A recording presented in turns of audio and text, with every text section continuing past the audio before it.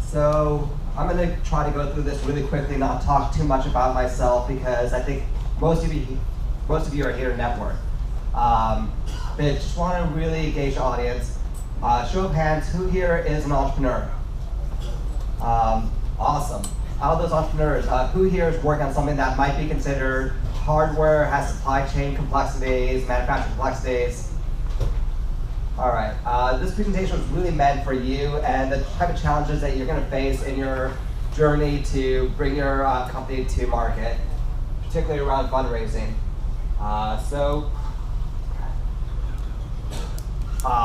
My background really quickly, been immersed in the hardware manufacturing world for about 2 decades. And what I've seen is there's this big boom in technologies. There's, I think SoftBank mentioned that there's going to be 1 trillion devices, IoT connected devices in 2025. So things are happening. We're connecting everything. And it gives great opportunity for several types of companies. One type of company that is just doing something innovative that someone wants to buy. So we're seeing acquisitions happen in all sorts of space. Old technology, old companies want to modernize. We're also seeing a lot of software innovation starting to take place where you're seeing AI hitting its limitations, which is why people are investing in quantum computing. So there's lots of opportunities in this space. Lots of entrepreneurs are working on that. Unfortunately, hardware goes through these hype cycles. So when Fitbit launched, no one was really talking about hardware. Then we had this big, huge boom, punctuated by Nest and Beats going through their big exits. And then we hit this trough, and you look at like Snap Spectacles, like it was kind of riding the tailwind of hardware. And it goes through these waves, ups and downs over the past 20, 30 years. But there's all these great opportunities that entrepreneurs, I see every single day. I meet with thousands of entrepreneurs a year who are saying, you know what, Google is probably the last search engine that was ever made. Sorry, Bing. But there's all these people who are last to market. We want to find last to market companies. I used to have Facebook as a last to market social network, and the jury's still out on if that's the case. But they might be last to market. But who's last to market in quantified self? There's who's last to market in autonomous vehicles. The war is just beginning on that stage. So lots of exciting opportunities in hardware. LA's awesome. You all know that. You're here. I don't have to get into this slide. Lies. So I was told to talk about something interesting, and I want to talk about lies because I see this all the time. Lie number 1. Our entrepreneurs, they go to Sand Hill Road, they talk to investors, and the investors say, we don't invest in hardware, we're over allocated in hardware, we don't fund hardware. And then a few months later, they see a report where this firm just funded a hardware company. So the problem is everyone funds hardware. Just no one likes to do it. No one likes to say they do it. There's a lot of sting in that space. And I'm going to give you, many entrepreneurs, some tips on how to do that. And by the way, are you all able to hear me? I have a little cold, a little congested. I see heads nodding back. Awesome, thank you. All right, lie number 2, hardware is capital intensive. And I hear this all the time. Right now, I'm talking to a lot of different investors, and they say, well, we don't want to meet those companies because they're capital intensive. And I want to just bring up one case study. There's many of them out there. I just met with the entrepreneur an hour ago downstairs. And he brought a company to market called Melon, had an awesome exit on less than $1 million of investor money. So it doesn't have to be capital intensive. This is one of our companies at Mila Capital, where the team, 4 people, they got to $1 million in revenue just 5 months after launching. They now have 20,000 customers. They've only raised $1.3 million. Takes a long time to get to market? No, the company formed 2016, and shipped systems in 2017. So it doesn't take that long to get to market. Company's going to scale with what they have without any additional capital to get to 10 million in revenue. And people complain about customer acquisition costs. the awesome thing about hardware is if you design a product well, if it has a viral effect, then your customer acquisition cost gets pretty easy, and you lock people into a platform. Apple's done this really, really well. They'll sell you a $100 device, but then you're going to buy and stay on the platform. So I want to bust a bunch of myths on hardware, and a lot of it comes to building a company that has an edge built into it. A lot of times in hardware, you're baking in your competitive advantage very, very early on in the process. So one thing to consider is invention is awesome. People are creating all sorts of devices. It's great that you made something amazing. But getting it to scale is really, really tough. And when you're in the early stages, it's hard to think about bringing a product to market. By the way, I'm a vegetarian, so this is kind of a gross example, but making a burger is relatively easy. You go to the grocery store, you buy your Impossible Meats burger for me, you put it on the grill, you cook it, you serve it. But what if you have to make 10,000 or 100,000? And that changes the equation where you can't go to the grocery store anymore. You have to go to the source. You have to ensure that the source is going to have standard quality. You need a new freezer. And you need a new grill. And how quickly are you going to be cooking these burgers on the grill? Are you trying to deliver all 10,000 all at once, or can you deliver at a rate? So when you start thinking from the invention of 1 to the invention of 10,000, there are a lot of variables to consider, and making sure that you build your team and start thinking about it early on helps you to avoid some of the risks that happen to a lot of hardware startups where they have to spend a lot of money and fix some of the organizational debt. We tell entrepreneurs all the time to reduce their CAC. CAC stands for customer acquisition cost. And a lot of angel investors will say, hey, I love what you're doing, but you're not looking at a big enough market. And yeah, sure, that might be true, but if you're looking at a big enough market and you're trying to, let's say you're trying to sell clickers, and you run a Super Bowl ad to hit a big market, you're spending a lot of money on that Super Bowl ad, and you're not really resonating with the people who want clickers, like maybe a co-working space. So we tell entrepreneurs to really focus on that niche that's going to be evangelical about your product, who's going to make your product go viral.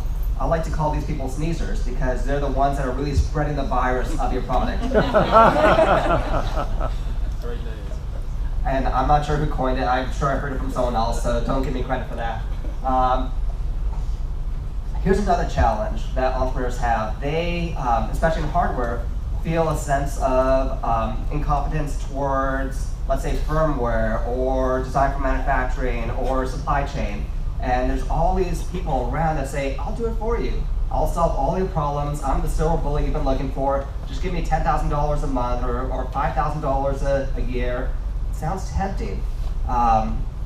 Every single dollar that you're spending as an entrepreneur, especially in the early days, is actually worth so much more. If you look at cases when Snap was doing their IPO, and there's this guy that helped out, and he ended up getting several $1 million for just doing a little bit of help. Think about how valuable those early dollars are. When you work with a contractor and you have to spend $10,000 on a website, and then you have a change from the website, you have a reluctance to go to that contractor and say, I want you to make some changes. So startups that tend to move the quickest in the early stages and be the most adaptable are the ones that insource as much as possible. Does that mean that you have to hire? Sometimes yes, but oftentimes you could get people to join your team on equity, or if you're incredibly charismatic, I've seen this time and time again, you get people to volunteer, say, I believe in what you're working on, I want to support your cause, I want to help you get to market. Elon Musk had that happen to him in the early days. All these people in the space community in LA said, I want to help you, I'll give you advice, I'll consult with you, I just want to help you achieve your vision. We have a company called Emerge that had people flying across the country on their own dime to help them when they were still at the idea stage. It's easy for an entrepreneur to be a perfectionist. You see flaws in everything. That's why you're an entrepreneur. You say that the world can be better. I'd like for you to hold off on that with your product development, because the prettier your product is, the less likely you are to change it. So what we tell our entrepreneurs to do is to keep your prototypes as ugly as possible, make a looks-like prototype that looks exactly what you want your product to look like, but separate it too. Your prototype should be really ugly because you want to change. When you get customer feedback on changing a feature, you don't want to have to go in and redo your tooling, redo your injection molds, or any of that nonsense. Keep your prototypes ugly for as long as possible so that you can pivot and figure out what is the right product to make for your market.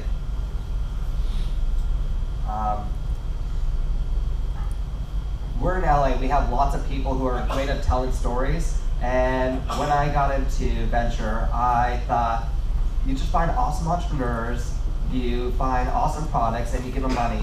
Unfortunately, the game is rigged against people who can tell a compelling story. So a lot of these technical founders have to either learn how to tell a compelling story, learn how to get people excited, or they have to bring on a charismatic CEO. And bringing on that charismatic CEO is a huge risk if they aren't totally aligned. So the way to be scrappy is to understand how to tell a story, to talk to screenwriters, talk to the people who you think are the most charismatic, go watch a lot of TED Talks and figure out how to tell your story in an exciting way, then practice it with everyone you know. Go to these like mass networking events. There was this thing in Santa Monica called Founder Meets Founder, where you have 1 minute pitches, and you could just deliver your pitch in 1 minute and see if people are leaning in or they're like looking or checking their phone. Practice, see how exciting your story is, because unfortunately these days, you're competing for every 20 seconds of a person's attention. I'm glad that I'm seeing very few phones come out right now. I see 1 or 2. You have to compete, and same with investors. You need to draw them in. A lot of times you're not just investors, employees, suppliers. You have to tell a compelling story. I love that. I'm going to go back to Elon Musk. He was able to get people to do amazing things. He would look at a CNC part and say, well, this is how much the material is, this is what I estimate the labor to be. I'm going to have you, instead of quoting $10,000 for that part, give it to me for $1,000. And they would say, of course not, that's a $10,000 part. It's like that we are creating a multiplanetary species. We're trying to do this. And that showmanship that he developed through the early days of SpaceX really helped him to get suppliers to do amazing things for him. He got employees to leave JPL. JPL is a very comfortable job, as many of you know. Leave JPL for the challenges that are SpaceX. So telling a great story has amazing power in getting your company to market. There's awesome sources for non-dilutive funding, so definitely approach that if you're doing anything that might qualify for NSF funding or SBIRs. Bootstrapping. So if you can, go ahead and bootstrap as much as possible, especially in the early days. You could do things like Captain McCain's, which is the Airbnb bootstrap story. I'm not going to get into that. You could Google it, the Airbnb founding story. Banks, if you could get 3 years of audited financials, banks are great. Otherwise, purchase orders, talking to your customers and having them help you bootstrap. If they believe enough to give you a purchase order, then they should believe enough to support you, help you, maybe give you better terms on that purchase order. Otherwise, they might not be a good first customer. There's awesome places in LA that can help you. Supply Frame out here in Pasadena. We have a makerspace on our side. Crash Space in Mid-City, Culver City area.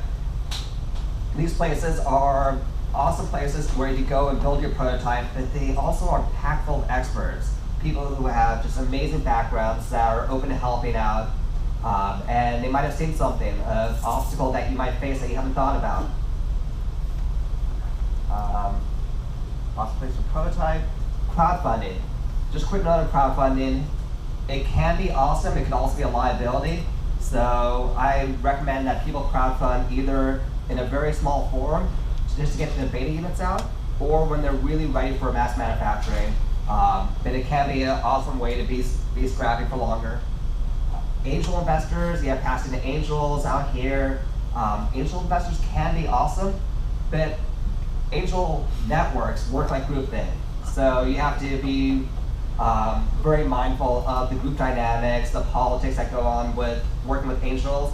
The good thing about angels is they don't have a time horizon like venture capitalists. So they could go in on a company that might have a $100 million exit in 3 years, might have a $100 million exit in 15 years. They're trying to beat inflation. They're trying to beat the stock market. So you have a lot of opportunities with angels. VCs, they're on a tighter horizon. They want you to pick customers. They want you to be focused a little further along. They don't want you to be a Swiss Army knife type company. They want you to find big customers also. So you could have a great, successful product, but if you saturate your niche and you aren't going to be able to get to $100 million in annual revenue, VCs might not want to work with you. If you are a hardware entrepreneur, don't call yourself a hardware entrepreneur. Don't talk about your hardware product. These are the people who fund hardware companies. These are all the investors that say, we fund hardware. Everyone else says, we don't. So if you call yourself a hardware company, they're going to say, talk to these people. Otherwise, talk about your solution. No one says, I'm a software company. I'm looking for people who are going to fund my software startup. No, I am solving this challenge in the world. These are my customers. This is my traction. Are you in or are you out? Entrepreneurship can be pretty lonely. And it's great that you have places like Cross Campus to work at. We built out a co-working space, and we saw so much value in just having a network of people who are not your employees, who you can talk to about different issues. The more successful your business gets, the lonelier it gets. You're the CEO, you have all these issues that you cannot talk to even some of your early co-founders about. And so having a peer group of like-minded CEOs is helpful, especially in the early stages. Incubators are kind of awesome. They take time, they require you to be proactive. I'm going through this pretty quickly because I do want to get you to your networking. But any questions so far before I go on? Show of hands, is this helpful? Okay, oh, holy crap, thank you. Okay, all right, so incubation, there are a lot of incubators in town. Most notable is probably Ideal Lab and Lacey. Incubators are great, they take time. Think about an incubator as you're warming up the egg and eventually it's gonna hatch. Neonatal incubators, you know, that pregnancy should have taken 9 months, but that baby came out at 6 and we're gonna incubate it and maybe the kid could leave the hospital at 8.5 months. I like accelerators because I'm not patient. An accelerator says, we're gonna figure out if your business is gonna sink or swim. We're gonna cram 2 to 3 years of learning into a 3 to 4 month period. So I run an accelerator as well as a venture fund. The accelerator is called Make in LA.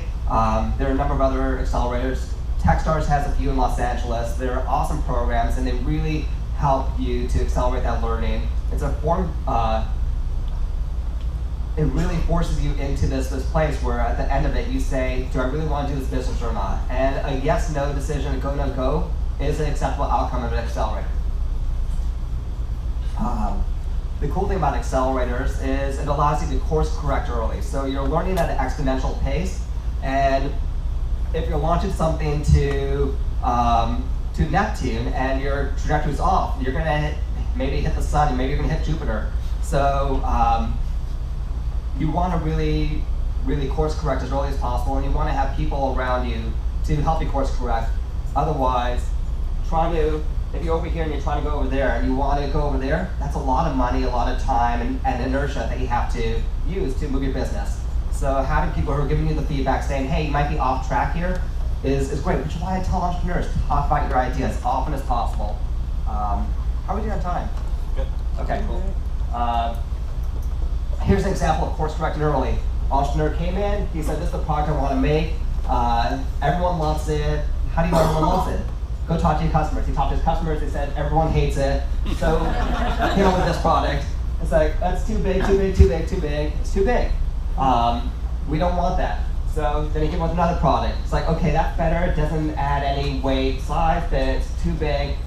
And eventually came up with the right form factor. By the way, all this product development happened in 1 week through our program because he went and talked to customers, and every 6 hours he was making a new version of the 3D printer and went out and figured it out. So some people are fortunate enough to be on the BC rails. They have the right connections, and someone says, I'll give you $5 million at the earliest idea stage, and you're on the right track. And sometimes people fail, but a lot of times that model works. Now, there are the rest of us who basically are on this trajectory where you're learning, like, holy crap, I made a mistake, I need to go back to go. So what I like to do is really spend time in the early days, front-loading as many mistakes as possible, making that accelerated learning loop. So when I invest in founders, I invest in people who are curious, because this is painful, this is tough. It's not easy to slow down and say, I have this awesome product that I'm going to put it aside for a few months and really figure out if people want it. Highly encouraged. You might be answering this question, but what's Mila? Oh, sorry. That's Mila is my venture firm. Mila Capital. All right. Yeah. So there's 3 partners in Mila Capital. We invest in hardware startups, supply chain related, rockets, medical devices, robotics, that type of stuff. And we're first check. That's what Mike was talking about. Cool. So if you want to raise money, really just take the smallest amount possible, unless you're going to take the largest amount possible. So either raise $5 million and be off of the raises, or $50 million depending on what you're working on, or just take a small amount and spend it really wisely.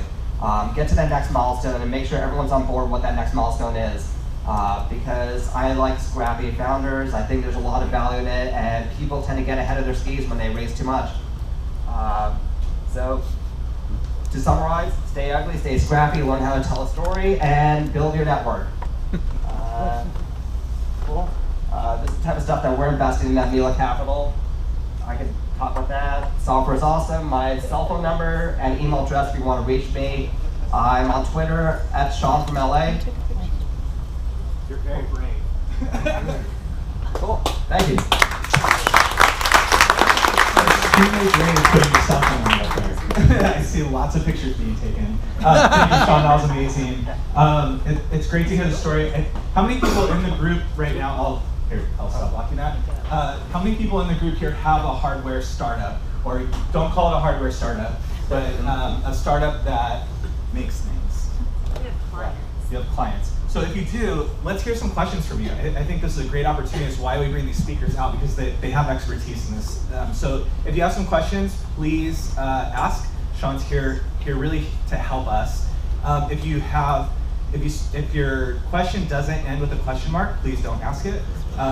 We don't want to hear about your hardware startup. We want to hear questions that Shaun can answer that will help the group. So, and I do want to hear about it, but just maybe afterwards outside the group setting. Thank you for clarifying that. So here's John. He's going to walk around the mic. Hi, I'm Jason with Elevated Materials. We are a carbon fiber upcycling company working with the local new space companies in the area. And so we've gone through our seed. We've worked with angels. Past the angels has been really great. But what we're finding is that with so many stakeholders now, getting them to move in a forward direction instead of looking at maybe they're taking losses or they've got tax advantages to not being in the right corporate structure, how do you get them all moving in the same direction? Or do you need to basically have somebody come in with a bunch of money and say, look, this is going to happen, this is a real thing, and push it forward? Are you structured as an LLC? No, we're S Corp. Okay. And then to be able to be eligible for the angel, the fund, it can't be that. Right. Certain other investors, like multi-partner or multi-member LLCs. Yeah. So yeah, didn't touch on that, but in general, investors like Delaware C corporations. Delaware because the laws are really favorable. C corporations because there's tax advantages. Yeah, S corporations, LLCs are very, very tough for investors to get behind because you do have a lot of tax implications that are being passed on to the investors. So it's easier. A lot of lawyers say let's do it that way. But if you are trying to build something that's going to have scale, then yeah, go with the Delaware State Corporation. A website that does it really easy. I think it's $450 is Clerky. So spend the $450 and you're a Delaware State Corporation. Unfortunately, you're a little further along, so you might have to convert, which means that Clerky's probably going to put you in touch with Foreign to do that whole conversion process. But at the end of the day, it's going to save you a lot of headache. The other thing I'm hearing, though, is alignment. I talked about all these different investors because it's important to make sure that you have the right alignment and that you, as the CEO, leader of the organization, are making sure that you're guiding, dictating, hey, these are the expectations. This is what I think is appropriate. Are you aligned with me or not, and why? And if you have that delta, don't let that delta sit for longer than one board meeting. Really try to say, okay, we don't see eye to eye on this. How do we come to a conclusion quicker? Otherwise, it's going to become a distraction. I'm trying to build a business here. I'm not trying to go back and forth about tax implications on my corporate structure. So let's solve that as quickly as possible, and let's move on and build a business. Thank you. Shaun. There's one actor. Yes. Just wondering what, so for people who are coming from software and firmware, what advice would you have for them when they're looking to make that leap into hardware and possibly looking at building a team around that? Not sure I understand the question. If you're doing firmware, you're in high demand for many hardware startups, so you just say, hey, I'm doing firmware, look for opportunity. But what if you, so you have an idea as a software developer, as a firmware developer, and you want to, you know that hardware needs to be a part of that, or you want to take it into that space, but you don't have experience there. Yeah. So first thing that I tell entrepreneurs in your situation is, do you need to develop the hardware, or could you use a third-party hardware, at least for your prototype? We have an entrepreneur that's working on this great device, and it uses an LCD screen.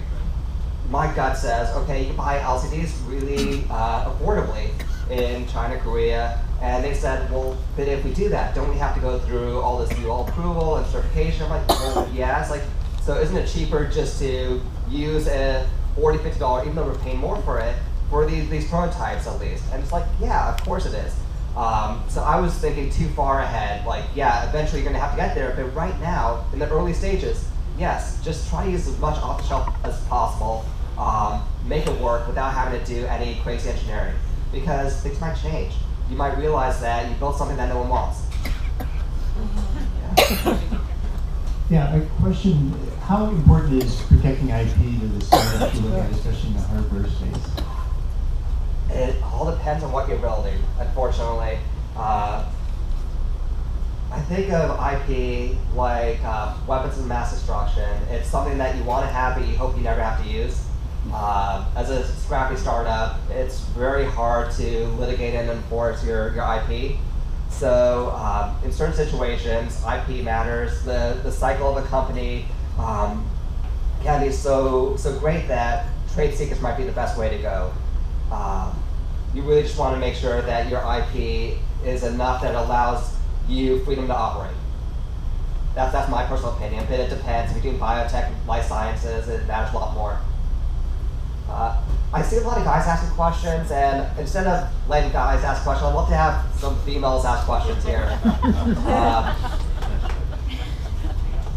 For our last guy question. Okay. Can you describe, I've heard something called Make It in LA, which, can you describe what that is? I think it's hardware-based as well. Yeah, so Garcetti, many years ago, created this, I think he created the Entrepreneur Residence Program at the LA City, and he had two people involved. One was Amir, the other was Z. Z's initiative, she was really focused on manufacturing and how awesome LA is as a manufacturing city, and she created the Make It in LA initiative and did these manufacturing surveys.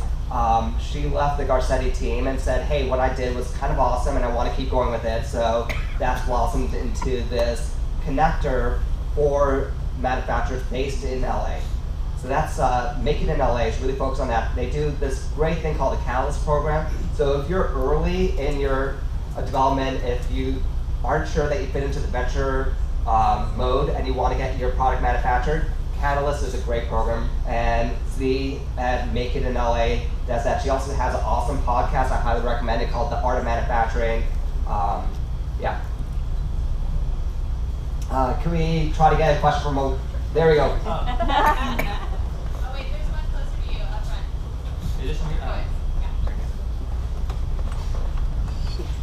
How do you recommend people deal with how quickly hardware can cycle?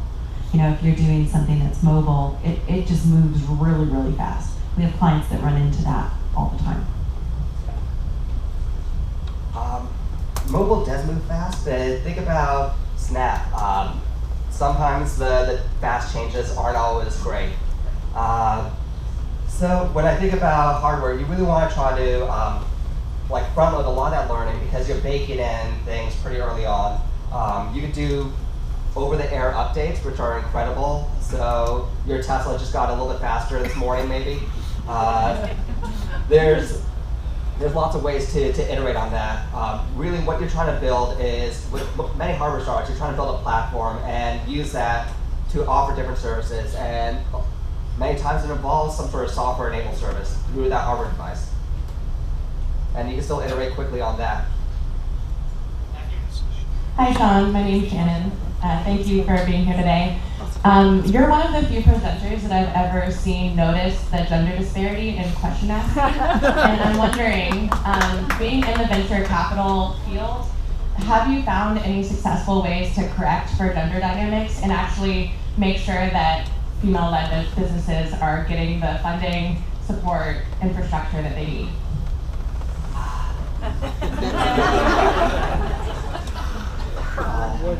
Thank you, and that makes me sad that that's the case. I don't know why dudes are so annoying. Yeah, there's a lot of bad dudes out there. I just saw that Google paid off Andy Rubin $90 million to leave. It's frustrating. I wish I had a silver bullet.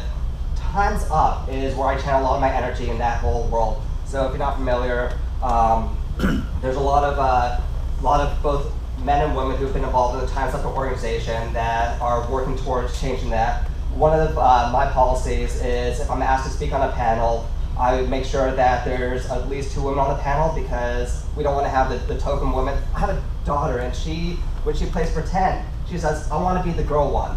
Because generally there's a lot of guys and there's one girl in these cartoons. It's really freaking frustrating. So I try to change that as much as possible, lead by example, and hopefully the rest of the world's going to change too. But yeah, we can't have it just be one girl question, one girl panelist, one girl in the boardroom. We need to change that. Yeah. Yeah. Specifically for funding models, like have you found any ways that there are streams of funding towards like for gender or other sorts of diversity in funding streams? Yeah, and it's a catch-22. If you go back to the affirmative action era, there were people who said, I'm so grateful for affirmative action. There were people who said, affirmative action is this curse because people look at me and they say that I'm the token Hispanic, token African American who got into this university because of affirmative action. Maybe I don't fit in. So it's beyond just having quotas, it's about inclusion. There's this female founder that we were talking to, and she took our money over another firm's because she said, I don't want to be invested in by a female-focused fund because people don't take those funds seriously. It's not about really hitting those impact metrics. Those impact metrics are great. They help a lot of women get to that next stage. But the next step is really inclusion. Just trying to break down bias. No one's blind to bias. We all have bias. I just realized that colorblind is a bad word nowadays.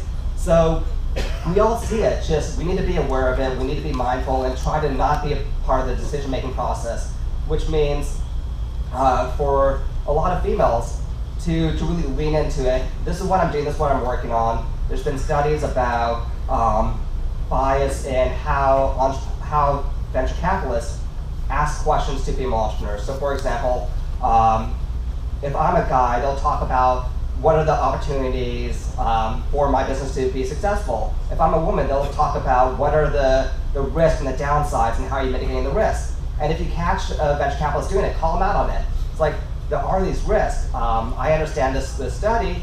I'd rather talk about or shift the conversation towards these opportunities because yes, these risks are out there. A lot of these companies have these risks, but let's focus on opportunities.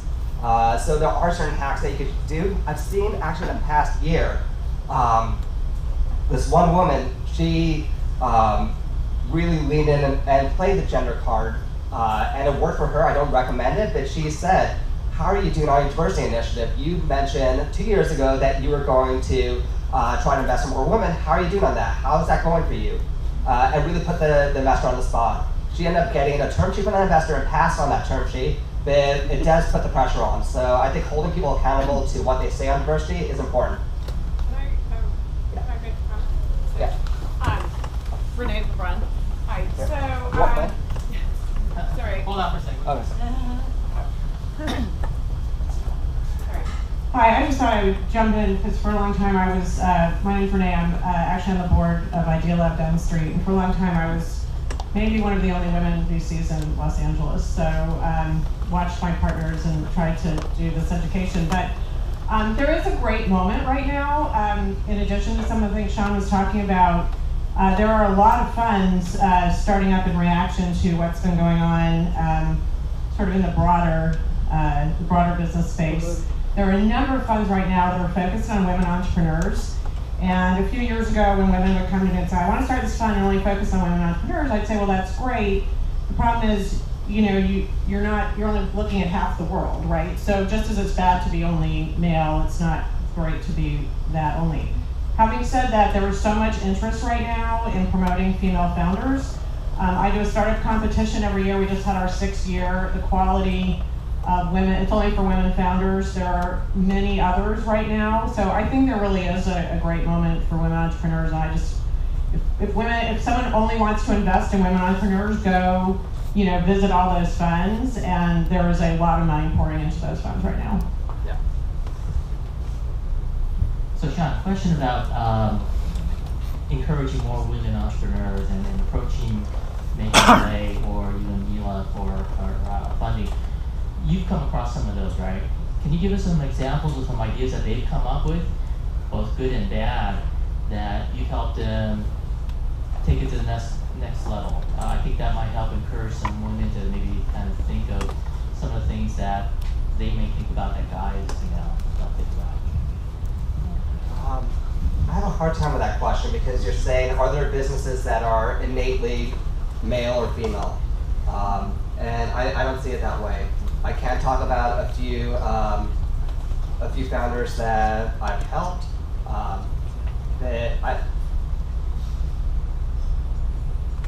Let me take it back. There are a couple of businesses that I think women are uniquely qualified to understand and persuade male investors on. One company we're looking at right now does a robotic device for foundation. And when they pitch male investors, the male investors are like, I don't get it. I'm gonna have to customer reference check it. It's gonna take me time. Because I have 2 female partners, they're like, right away, we get it. We know what the next question is to ask. So being a female entrepreneur in that space really helps. I've met a couple people in the vaginal rejuvenation space, and some of them are female entrepreneurs, some of them are male entrepreneurs. Honestly, you can't really tell the difference because they both have done a lot of research in the space. They both understand the marketplace. So you would think that would be one that would be primarily led by women, but it's really gender neutral. So, yeah. So talk about bootstrapping. So we are bootstrapping an aerial vehicle company, and being scrappy, I'm always wondering where can I find good talent for either free or just equity, because we obviously don't have the funds to pay somebody 40, 50, 60,000 a year. You said aerial vehicle. Yes. Yeah, those are expensive.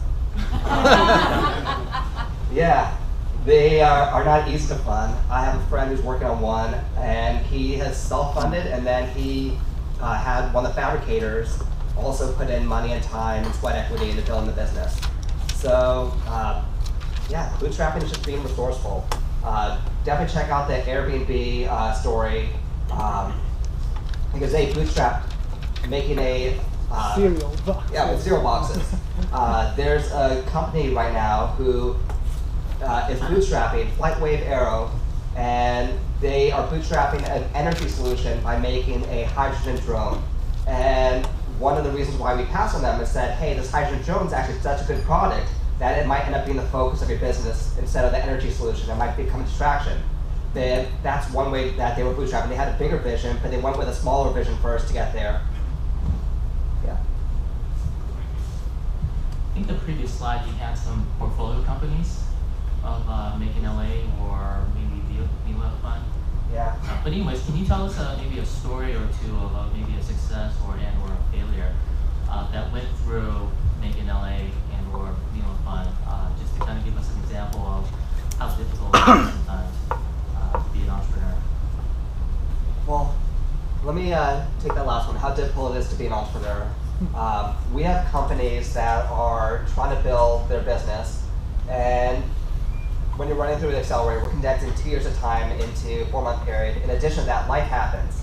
So we've had entrepreneurs where their cat was hospitalized, where their grandmother passed away, where their one of the worst was a couple co-founders, and they had a shared kid, and one of the co-founders took away the kid when the other one was on a business trip. Oh, geez. So, yes, lots of drama happens in the hardware world, and actually that team is still together, and they're still working on the product because they both were very practical people, said this is what's in the best interest of the kid. We're going to compartmentalize personal life and business life, and it's really hard to do when you're working with your spouse and different other.